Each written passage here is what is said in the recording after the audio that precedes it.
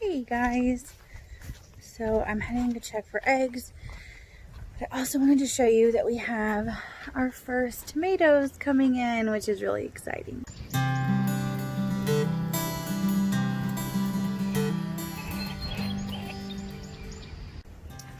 Hey there, girlfriend. Yes, I know. She's like, don't you dare, don't come near me. Trying to stay diligent about getting eggs on time.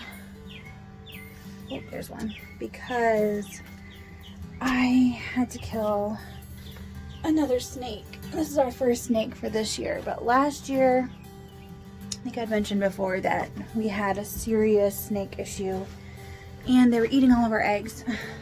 We lost so many eggs. I couldn't figure out what was going on. And then one night I came to shut up the chickens, and I opened their door to count them, make sure they were all there. And there is this snake, probably about 5 foot long snake, intertwined in the laying boxes with the chickens.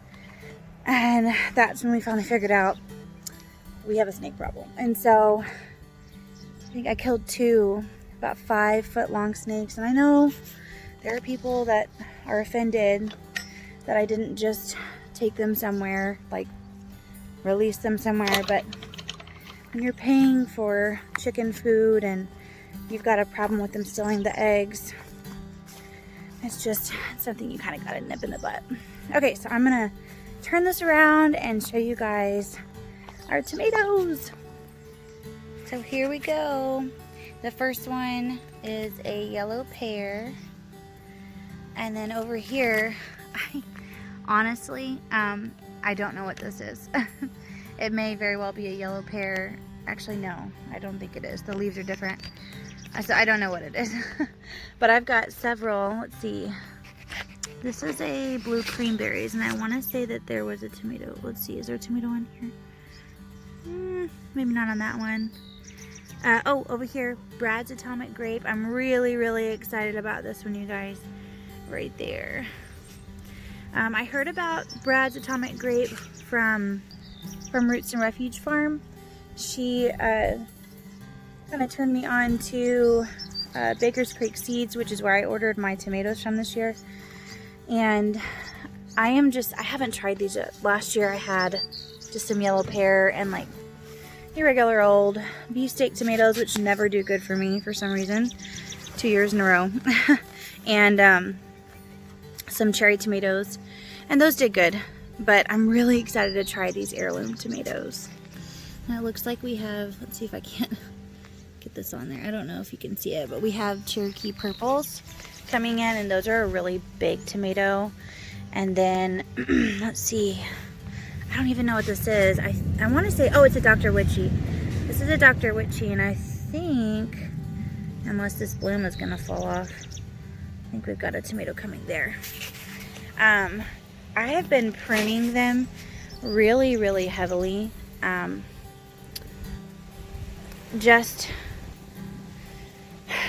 noticed, I think anyway, that they do better when you prune them really heavily. They can focus on making tomatoes and not spend so much energy on the stems. Plus, because we are in zone 7B and it gets very humid here, and we have very hot summers, you want to have a lot of airflow between the leaves. So, and I have newer tomatoes in the back that haven't gotten quite as big yet, but they're doing good too.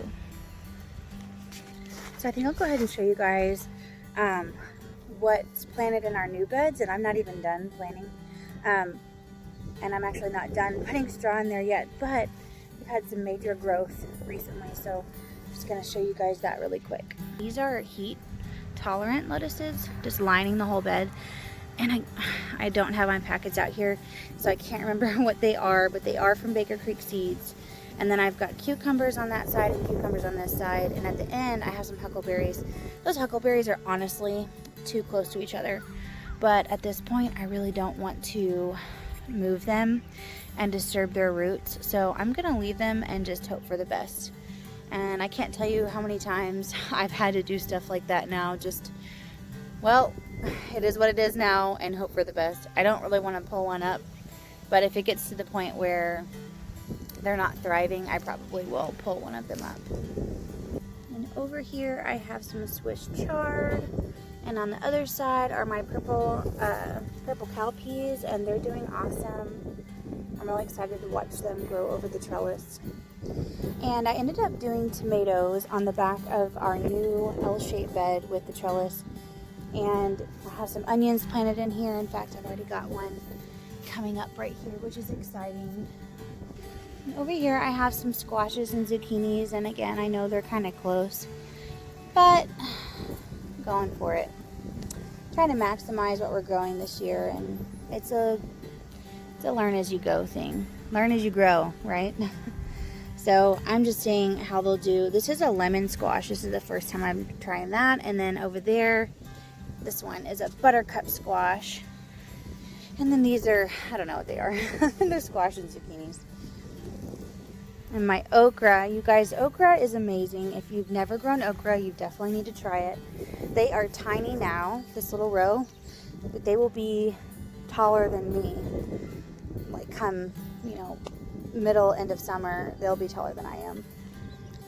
Our little potato patch, this one actually got hit really hard when we had that freak cold weather at the end of April. And thankfully, this is how much has come back. I have some bare spots, which I'm kind of bummed about.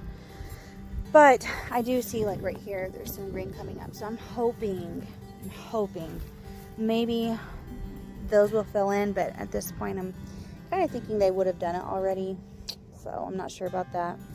And we're getting our first apples this year, you guys. It's so exciting. I don't know if you can see these apples. This is a Red Delicious apple tree, and so this tree has been here. This is its second summer. I want to say it's, no, maybe second summer, I can't remember. But we also got I can't remember what apple that is. Maybe a Fuji or a Gala. It's a pollinator pear for this Red Delicious.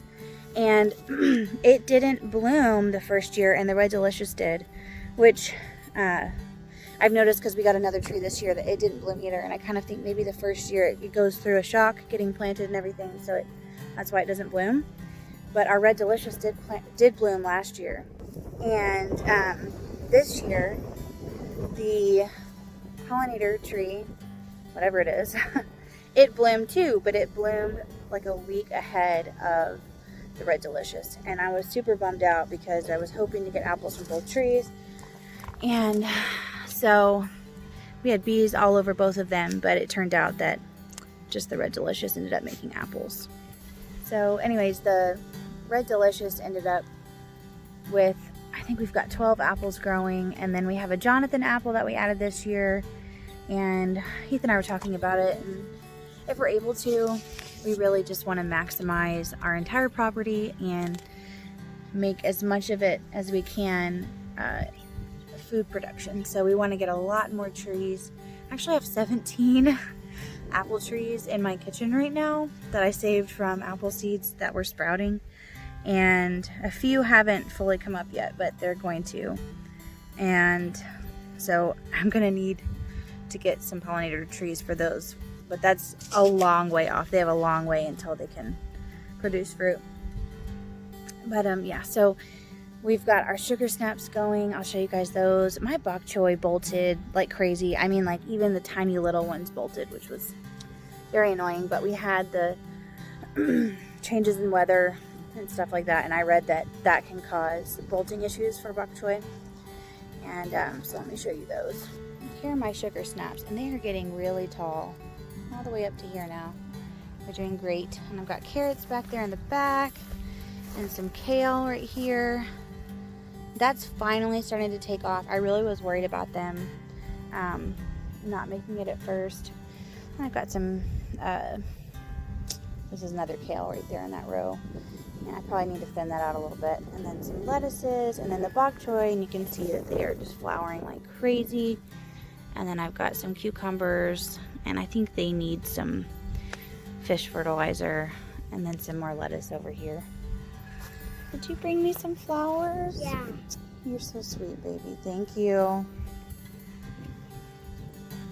These are our grapes. I actually pulled these up from over where we had our chain link fence because they were growing on our chain link fence, and we very carefully got them off of the fence and transplanted them over here, and I was really worried they weren't going to make it, but they are pulling through. In fact, this one is still going to have grapes on it this year, which is really exciting. This one, I'm not so sure. I don't think this one will make grapes, but we'll see.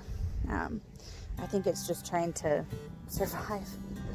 And over here, my flower bed is starting to take off, you guys. I have my volunteer Swiss chard right there, and then I've got these sunflowers. I can't remember what these are called, but they're really pretty from the picture. And I have calendulas in the front. There's dill in here. Chamomile growing in here. I have some Chinese chives that I just planted in the middle that should be coming up. And so I'm excited about that. So anyways, that's just a quick little run through. I have more stuff I could probably show, but right now I'm going to work on getting the garden all cleaned up and the straw put out so I can do an official garden tour. Y'all have a great day.